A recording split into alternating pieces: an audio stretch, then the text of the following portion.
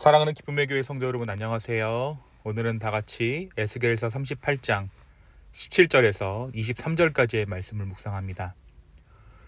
주 여호와께서 이같이 말씀하시되 내가 옛적에 내 종 이스라엘 선지자들을 통하여 말한 사람이 너가 아니냐. 그들이 그때에 여러 해 동안 예언하기를 내가 너를 이끌어다가 그들을 치게 하리라 하였느니라. 그날에 곡이 이스라엘 땅을 치러 오면 내 노여움이 내 얼굴에 나타나리라. 주 여호와의 말씀이니라.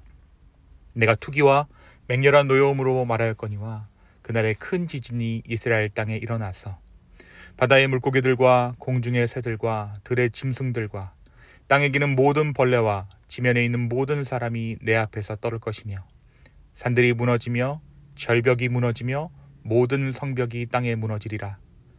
내가 내 모든 산 중에서 그를 칠 칼을 부르리니 주 여호와의 말씀이라. 각 사람의 칼이 그의 형제를 칠 것이며 내가 또한 전염병과 피로 그를 심판하며 쏟아지는 폭우와 큰 우박덩이와 불과 유황으로 그와 그의 군대와 그와 함께 있는 많은 백성에게 비를 내리듯 하리라. 이와 같이 내가 여러 나라의 눈에 내 위대함과 내 거룩함을 나타내어 나를 알게 하리니 내가 여호와인 줄을 그들이 알리라. 아멘. 우리가 어제 에스겔 37장의 마른 뼈 환상을 함께 나누었습니다. 하나님께서 에스겔을 마른 뼈가 가득한 골짜기로 데려가셔서 그 뼈들에게 예언하게 하시며 그들에게 선포하게 하시자 뼈들이 살아나고 큰 군대가 되는 놀라운 광경을 보여주셨습니다. 이 환상은 이스라엘의 회복을 말하는 것이죠. 하나님께서는 흩어진 이스라엘 백성을 다시 모으시고 그들의 영적 그리고 국가적인 부활을 약속해 주십니다. 뿐만 아니라 그들 가운데 새 영을 넣어주실 것을 말씀하셨습니다. 오늘 말씀 38장에서 하나님께서는 에스겔에게 곡을 향해 예언하라고 명령하십니다. 여기서 곡은 마곡 땅의 로스와 메섹과 두발의 왕을 상징합니다. 하나님께서는 곡의 턱에 갈고리를 꿰어 그들을 끌어내실 것이라고 말씀하셨습니다. 하나님께서 곡의 행동을 완전히 통제하실 것임을 보여주셨던 것입니다. 곡의 군대는 말과 기병들, 완전한 갑옷으로 무장한 큰 무리를 이룹니다. 또한 이들과 함께는 동맹군들이 있는데 동맹군들은 바사, 구스, 붓 이러한 나라들이 언급되죠. 고멜과 도갈마도 그들의 온 무리와 함께 참여하게 됩니다. 이것은 당시 알려진 세계의 거의 모든 방향에서 군대가 모여들 것이다 라는 것을 예언한 것입니다. 하나님께서는 이 군대가 오랫동안 준비하다가 마지막 날에 전쟁을 위해 모일 것이라고 말씀하십니다. 한편 그들이 모인 이유가 무엇입니까? 바로 약속의 백성들, 이스라엘을 공격하기 위해 모였던 것이죠. 이때 이들의 표적이 되는 이스라엘은 전쟁에서 회복된 땅, 여러 나라에서 모여든 백성이 사는 땅으로 묘사되고 있습니다. 그런데 이스라엘 백성들은 성벽도 없는 마을들에서 평화롭게 살고 있을 것이다 라고 에스겔 38장의 말씀은 기록하고 있습니다. 특별히 오늘 우리가 읽은 17절에서 23절의 말씀 가운데 이 예언의 절정이 기록되어져 있죠. 하나님께서는 이전의 선지자들을 통해 이미 이 사건을 예언하셨음을 상기시키십니다. 하나님의 분노는 곡이 이스라엘을 침략할 때 극에 달할 것입니다. 이때 하나님께서는 강력한 자연재해로 이스라엘 백성과 함께 하십니다. 큰 지진이 이스라엘 땅을 뒤흔들고 모든 산이 무너지고 절벽이 무너질 것입니다. 전염병과 피로 그들을 심판하실 뿐 아니라 큰 우박과 불과 유황을 곡의 군대 위에 내리실 것입니다. 이러한 심판을 통해 하나님께서는 하나님의 위대하심과 거룩하심을 모든 나라가 보게 될 것이라고 선언하셨습니다.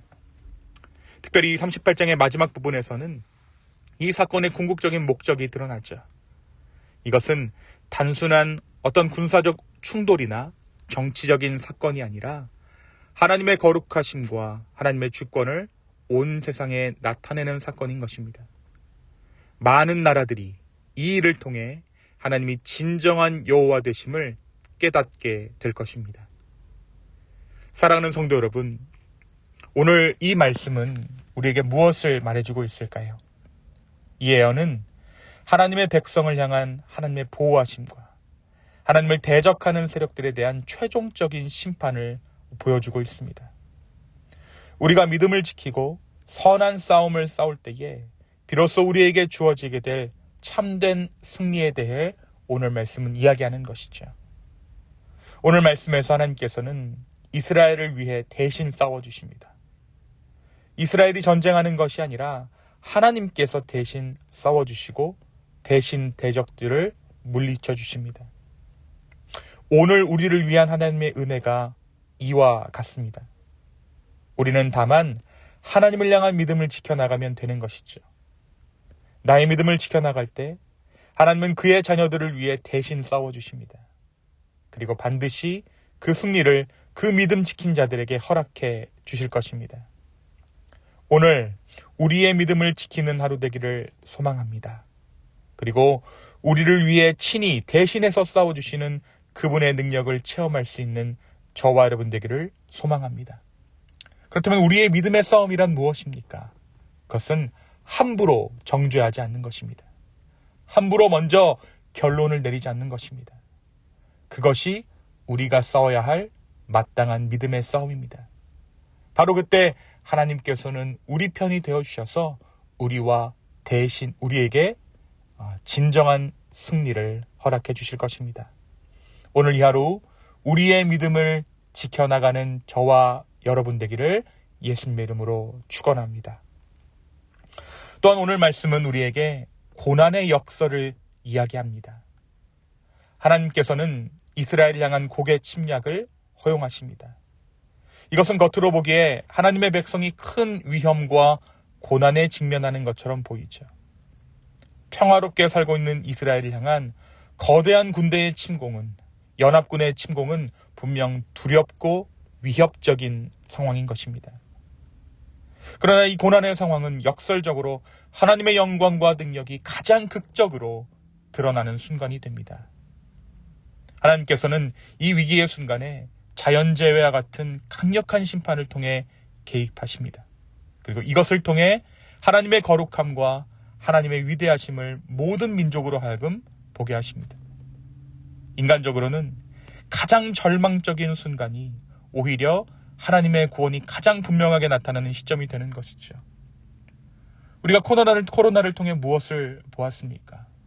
우리가 손쓸 틈도 없이 일어나는 전쟁을 통해 무엇을 경험하고 있습니까? 하나님만이 구원자라는 것을 우리가 경험하고 있지 않습니까?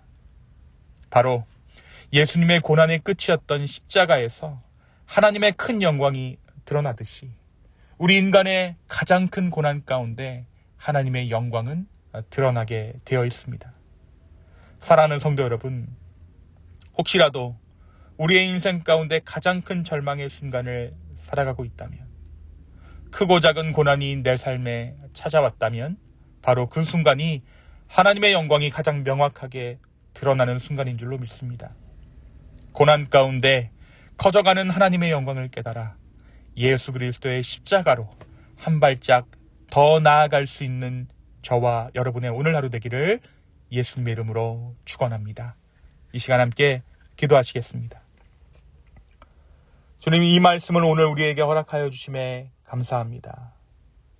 고난의 그 순간에 하나님의 영광이 가장 크게 드러나게 됨을 믿습니다. 또한 우리를 위해 대신 싸워주시는 그 주님의 손길을 우리가 경험하기를 소망합니다. 주여, 이 하루 내가 믿음 지켜나가고자 할 때에, 나의 힘이 연약해질 때에 주여 주님을 바라보게 하여 주시옵소서. 끝까지 믿음 지키게 하여 주시고 다시 한번 주를 향해 우리의 믿음 가운데, 연약한 믿음 가운데 하나님의 은혜가 늘 충만히 넘칠 수 있도록 우리를 인도하여 주시옵소서. 주님 감사합니다. 이 모든 말씀 예수님의 이름으로 기도하였습니다. 아멘.